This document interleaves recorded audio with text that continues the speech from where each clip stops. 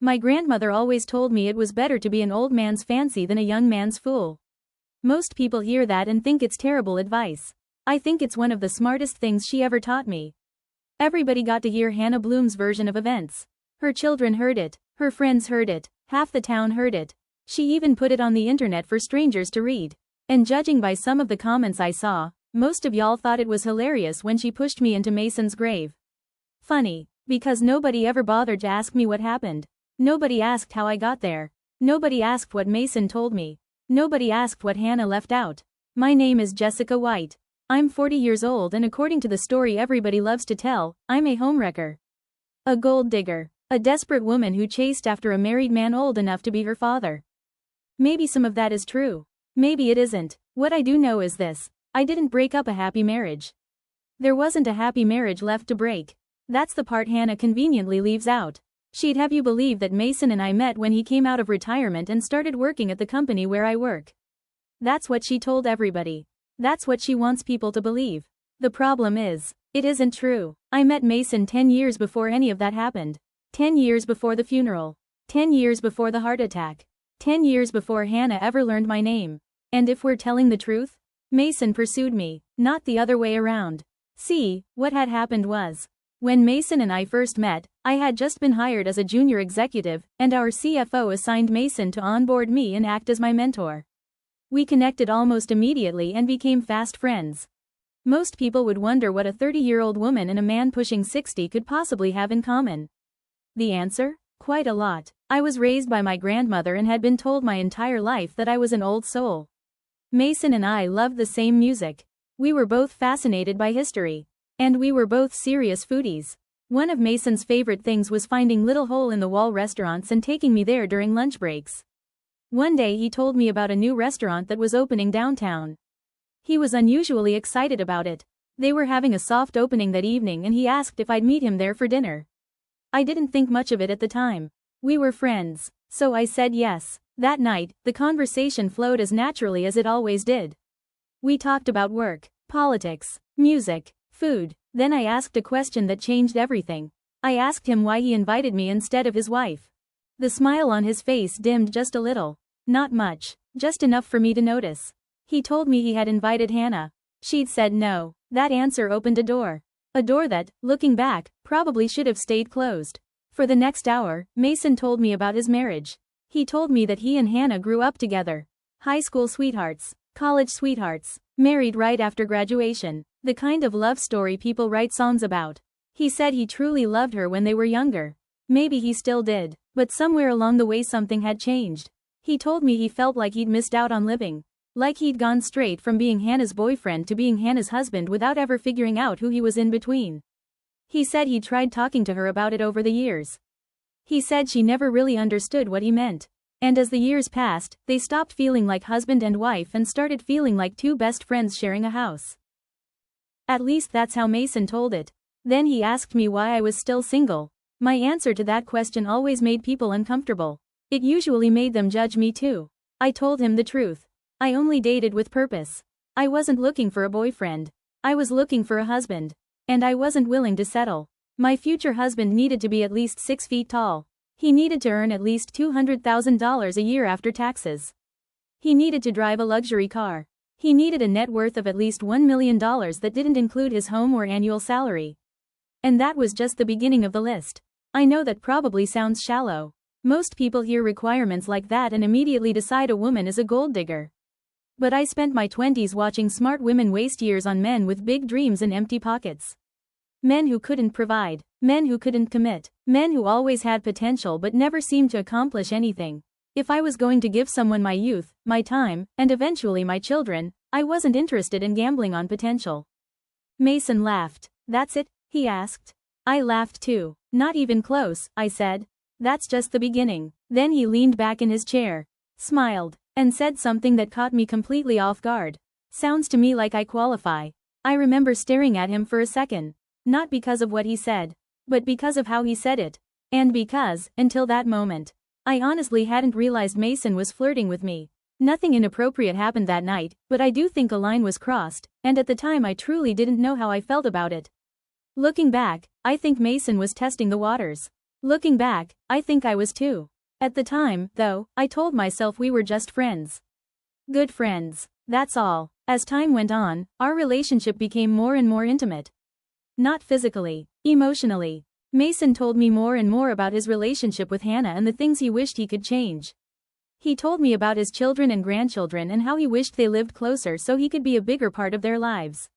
By that point, Mason and I weren't just eating lunch together anymore. We were having dinner together 2 or 3 nights a week. We talked on the phone.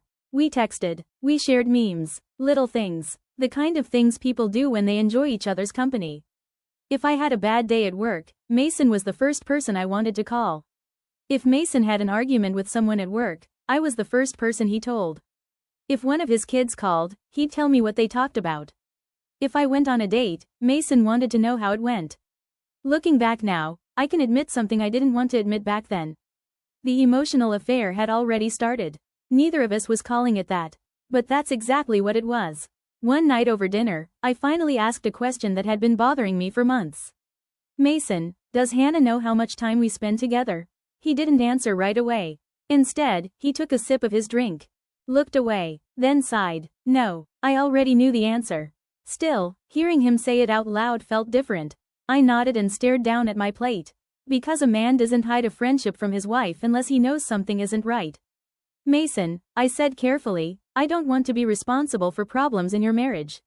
He laughed, not because anything was funny. It was the kind of laugh people make when they're exhausted. Jessica, he said, you are not the problem in my marriage. At the time, I believed him. Maybe that's because I wanted to. Maybe that's because by then, I was already developing feelings for him. Or maybe it's because he looked so sincere when he said it. Either way, I believed him. A few months later, Mason announced he was retiring. I still remember the feeling that hit me when he told me. Panic, not because I needed him. At least that's what I told myself. But because I had gotten used to having him around. I had gotten used to our lunches, our conversations, our dinners. The thought of him disappearing from my everyday life bothered me more than I wanted to admit. His retirement party was held on a Friday afternoon. I smiled. I hugged him. I told him to enjoy retirement. Then I went home and cried in my apartment like an idiot. For the first time in years, I felt completely alone. And that's when I realized I wasn't just losing a friend. I was in love with him. The problem was, he went home to his wife. And I went home alone. After Mason's retirement party, things changed. Not all at once, but enough for me to notice. We went from seeing each other every day to exchanging the occasional email. A phone call every few weeks. Lunch every once in a while when our schedules lined up. The funny thing about habits is you don't realize how important they are until they're gone. For years, talking to Mason had been part of my daily routine. Then suddenly it wasn't. I told myself it was for the best. He was retired. He had his family. He had his life. And I needed to focus on mine.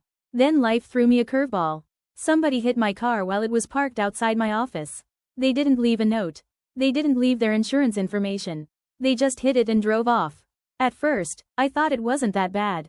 Then the insurance company called and informed me they were totaling it. I was furious because I hadn't planned on buying a new vehicle. My budget hadn't planned for it either. I remember sitting at my desk staring at my phone wondering what I was going to do next. And without even thinking about it, I called Mason. Looking back, that probably should have told me something. Out of everybody in my life, he was the first person I wanted to talk to. He answered on the second ring. I told him about the accident. He didn't waste time with questions. He didn't tell me everything would work itself out. He simply said, I'll be there in 20 minutes. And he was. Mason came charging in like some gray-haired knight in shining armor. He helped me talk through my options. Went with me to dealerships. Helped me compare prices. Explained things I didn't understand. Then, just when I thought he couldn't surprise me anymore, he did something I never asked him to do. He offered me the down payment for the car. I refused it at first. Twice. Maybe 3 times. But Mason was stubborn. He told me to stop being proud and let someone help me for once. I wish I could tell you that I saw it as a red flag. I wish I could tell you that I drew a boundary. But the truth is, nobody had ever shown up for me the way Mason did. And from that moment on, it became harder and harder to pretend he was just a friend. After that, Mason and I started talking more often.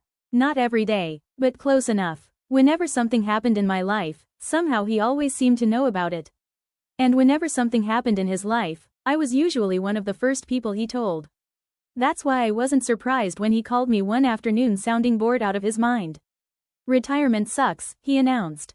I nearly dropped my phone laughing. "I thought retirement was supposed to be your reward." "So did I," he said. "But there's only so much golf, television, and yard work a man can take before he starts losing his mind." I told him most people would love to have his problems. He told me most people weren't him. At the time, I thought he was joking. Looking back, I don't think he was. A few months later, I ran into another problem. The apartment complex I was living in was bought by a new management company. Almost overnight, my rent increased. My lease was up for renewal in a few months and the new rent was ridiculous. I remember calling Mason just to vent. The next thing I knew, he was showing up with his checkbook. I asked him what the checkbook was for. He looked at me like I'd asked the dumbest question in the world. Apartment hunting. For the next several weekends, we toured apartments together. We compared neighborhoods, talked about safety, commute times, rent, amenities, things I normally would have handled by myself. But Mason refused to let me. Every time I thanked him, he brushed it off. Every time I told him he didn't have to do all this, he'd tell me the same thing. I know, that was what made it dangerous. He wasn't helping because he had to. He was helping because he wanted to. And somewhere between apartment tours and coffee shops and Saturday afternoons, I started imagining things I had no business imagining. I started wondering what it would be like if Mason wasn't married to Hannah. I started wondering what kind of husband he would have been if I'd met him first. I started wondering if maybe I'd finally found a man who checked all my boxes. The problem was, he belonged to somebody else. And no matter how much time we spent together, that one fact never changed. Then one afternoon, while we were eating lunch, Mason said something that changed everything. "I've been thinking about going back to work." I nearly choked on my drink. Eventually, I helped him get a position at my company. And that's the part Hannah got right. Mason came out of retirement and went back to work. What she didn't know was that by then, our affair had already been going on for years. Not a physical affair, an emotional one. And before anybody starts giving me credit for being noble, don't. We never slept together. Not because the thought never crossed my mind. It did, plenty of times. Maybe we would have crossed that line eventually. Maybe we wouldn't have. I'll never know. What I do know is this: an affair is an affair. Whether it happens in a bedroom or through 1,000 private conversations. Whether it happens physically or emotionally. What we were doing was wrong. I know that now. The scary thing is that back then, it didn't feel wrong. It felt natural. It felt inevitable. And after he came back to work, it only got worse. The gifts became more frequent. A handbag here, a gift card there, tickets to an event, help with expenses, little things. Things I never asked for. Things I never discouraged. Looking back, I understand why Hannah assumed there had to be something physical going on. Most people would have. I felt like I had the best of both worlds. A man, and a friend. Then one Tuesday morning everything changed. Mason didn't show up for work. Then somebody said the words that made my stomach drop. Massive heart attack. I rushed to the hospital. And that's when my reality collided with Hannah's. I tried to explain. I tried to tell her that whatever she thought was happening wasn't what she thought. She wasn't interested. The next thing I knew, security was escorting me out. At first, I honestly wanted to explain. Then the jealousy took over. While Hannah sat beside his hospital bed, I wasn't allowed inside. While Hannah held his hand, I wasn't there. While Hannah got to decide who saw him, I was standing outside like a stranger. My messages changed. They got uglier, meaner, more desperate. I said things I shouldn't have said. Cruel things. Then a few weeks later Mason called me. The second I heard his voice, I started crying. I thought he was calling because he missed me. Instead, he was calling to say goodbye. The entire conversation lasted less than 5 minutes. 10 years. And we ended in less than 5 minutes. He told me things had gone too far.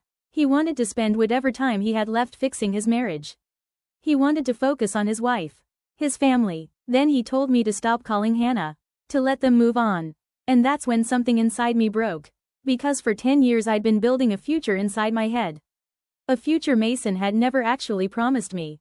The emails got worse. The voicemails got worse. The anger got worse. A few weeks later, I received the restraining order. And for the first time, I was forced to look at myself. Not Hannah. Not Mason. Me. I wasn't innocent. I wasn't a victim. And I wasn't some misunderstood heroine. I was a woman who knowingly helped another man betray his marriage. I had a role in what happened. And eventually, I had to own it. Then 6 months later, Mason died, and suddenly none of the anger mattered anymore. The only thing left was grief. Not because Mason was mine. Because he wasn't. In the end, he chose Hannah. He always chose Hannah. I just refused to accept it. I wanted to apologize. I tried calling. Blocked. I tried emailing. Blocked. I had no way to reach her. So I went to the funeral. Not to claim Mason. Not to make a scene. Just to apologize. One last time, I stepped beside the casket, cleared my throat, and said, "Hello, my name is Jessica," and the next thing I knew, I was looking up at the sky from inside Mason's grave. I wasn't the one who called the police. The funeral director and a couple of his employees helped pull me out. I brushed the dirt off my clothes, got in my car, and went home. I never contacted Hannah again. No more emails, no more voicemails, no more explanations. For the first time in years, I sat alone with the truth. The affair didn't happen to me. I participated in it. I helped create it. I knew he was married. I knew we had crossed lines. And I stayed anyway, not because I had to. Because I wanted to. For years, I blamed Hannah for standing between me and the life I thought I deserved. What I finally realized was that Hannah was never standing between us. Reality was, Mason was never mine. Not really. I was holding on to a dream while Hannah was holding on to a husband. My grandmother always told me it was better to be an old man's fancy than a young man's fool. Looking back, I somehow managed to be both.